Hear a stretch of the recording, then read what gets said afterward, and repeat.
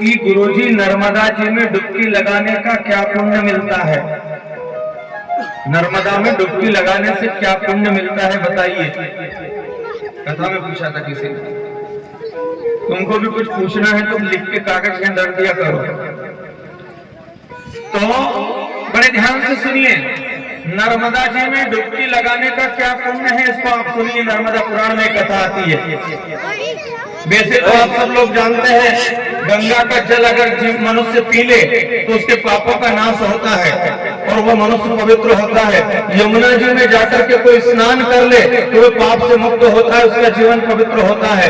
जो सरस्वती में कुरुक्षेत्र में 3 दिन निवास करे, सरस्वती कुंड में स्नान करे, वो पवित्र होता है, पुण्य की प्राप्ति होती है। लेकिन नर्मदा के लिए तो शास्त्र में कहा है ना तो डुबकी लगाने की जरूरत है ना जल पीने की जरूरत है। अगर दर्शन कर ले तो दर्शन से ही पाप से मुक्त कर देती है नर्मदा। मां नर्मदा तू है कलयुग की गंगा और दर्शन से तेरे मन हो जाए चंगा। ऐसी कृपा है नर्मदा की। लेकिन फिर भी डुबकी का क्या पुण्य है वो भी सुनिए, स्नान का क्या पुण्य है। बहुत सुंदर कथा आती है नर्मदा पुराण की। एक प्रभुवाहन नाम के राजा थे, चक्रवर्ती सम्राट, इस पूरी पृथ्वी के राजा। एक रोज ये घोड़े पर सवार होकर के और चले शिकार करने के लिए।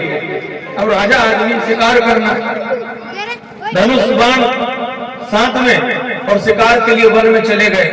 वन में शिकार के काट में घूमने लगे, कहीं शिकार मिल जाए।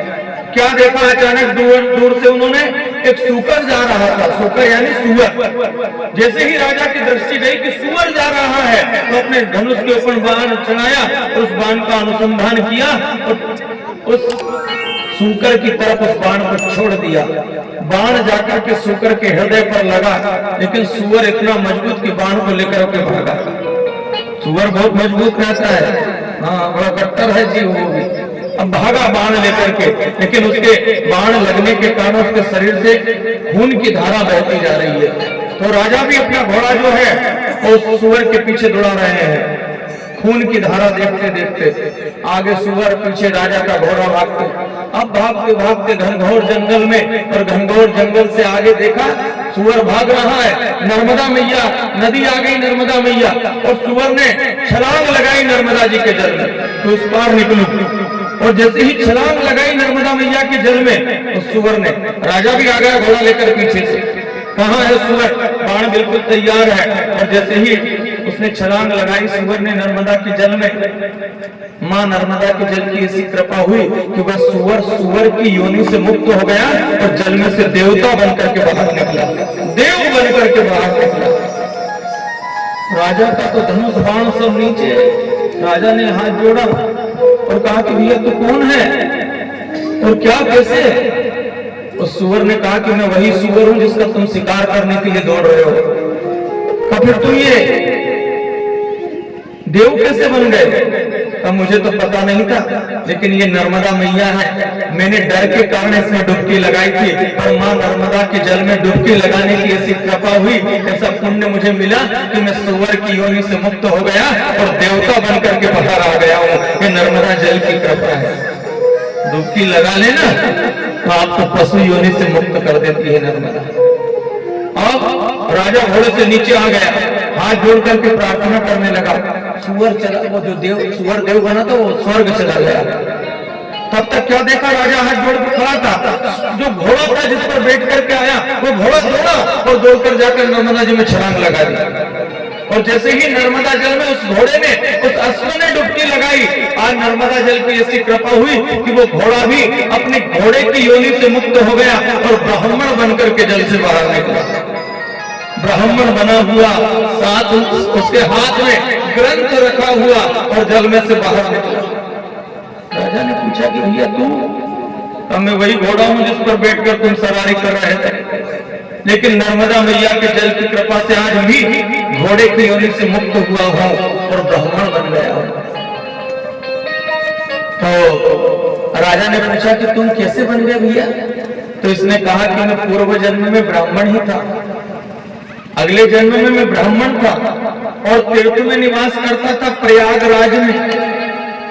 वहां एक समय में एक बहुत बड़ा धनाढ्य बनिया आया, सेठ आया। तो उस सेठ ने सब ब्राह्मण बैठे थे, उनसे कहा कि मैं घोड़ा दान करना चाहता हूं। तो सब ब्राह्मणों ने मना कर दिया कि ब्राह्मण घोड़े का दान नहीं लेता, ब्राह्मण बकरी का दान नहीं लेता, ब्राह्मण भैंस का दान नहीं लेता। अगर कोई ब्राह्मण भैंस बकरी घोड़े का दान ले ले तो वो ब्राह्मण के पद से नीचे गिर पड़ता है। तो सेठ ने कहा कि जो भी घोड़े का दान लेगा पंडित, उसको 1 लाख सोने की मुद्रा दूंगा। सब ब्राह्मणों ने तो मना कर दिया कि हम लोभ में पड़ेंगे नहीं, लेकिन मैं जो था मुझे लोभ आ गया।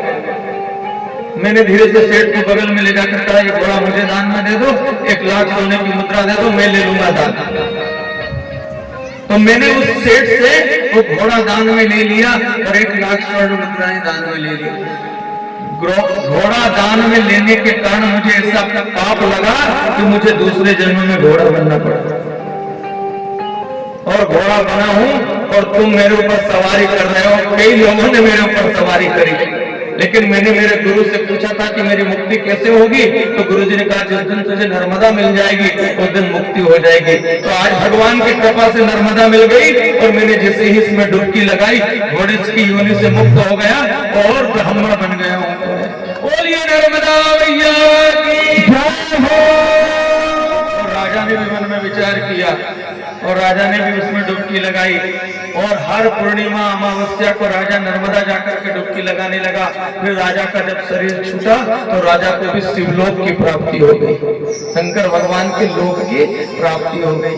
तो अगर नर्मदा में कोई साधारण दिन भी, सोमवती अमावस्या, अमावस पूर्णम नहीं, किसी भी दिन अगर मनुष्य जाकर के नर्मदा में डुबकी लगाता है तो वो पशु की योनि से हमेशा के लिए मुक्त हो जाता है। ये पक्का हो गया, तो जीवन में फिर आगे कभी पशु नहीं बनने वाला।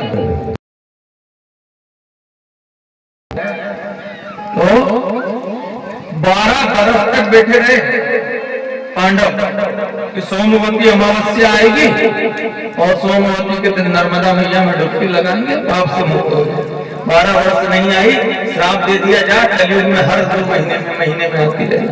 और कलयुग में अभी पीछे गई थी ना, सोमवती थी। अभी जो अमावस्या गई वो कौन सी अमावस्या थी? सोमवती। डुबकी लगाई कि नहीं तुमने?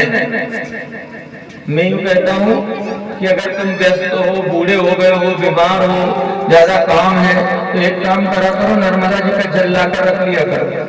सोमवती अमावस्या जिस दिन आए वो सोमवती का जल भर करके अपने घर लाकर रख लो, और जब सोमवती आए, जाते बने तो ठीक, नहीं जाते बने तो जिस पानी से नहाते हो उसमें जल में थोड़ा वो नर्मदा का जल डाल करके स्नान कर लो, तुमको भी सोमवती का पुण्य मिल जाएगा। ये है स्कीम तुमको बता दे रहा हूँ। नहीं, अब क्या करो, यही काम है आज का।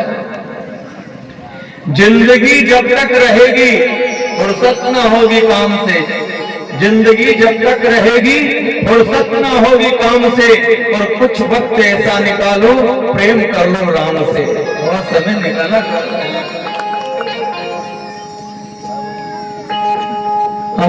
इसलिए जब भी मौका मिले जाए। हर निर्मल निर्मल पानी नर्मदा महारानी महारानी। तारो निर्मल निर्मल पानी नर्मदा महारानी महारानी। तारो निर्मल पानी नर्मदा महारानी महारानी।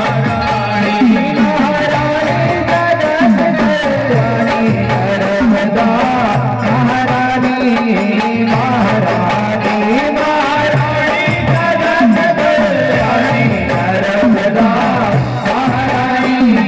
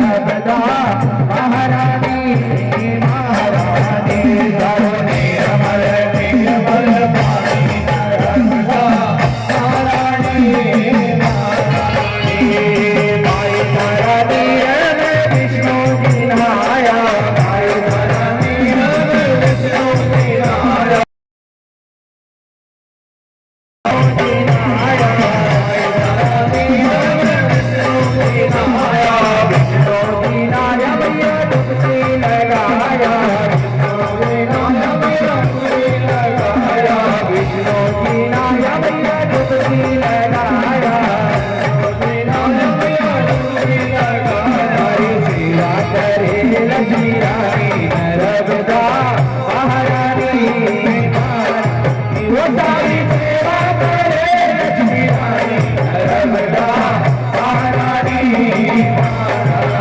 धरो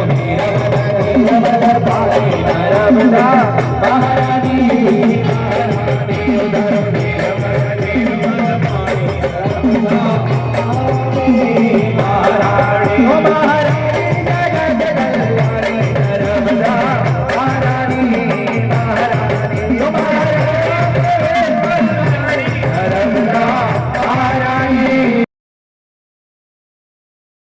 नर्मदा मैया की जय हो। हर हर नर्मदे हर। नर्मदा मैया की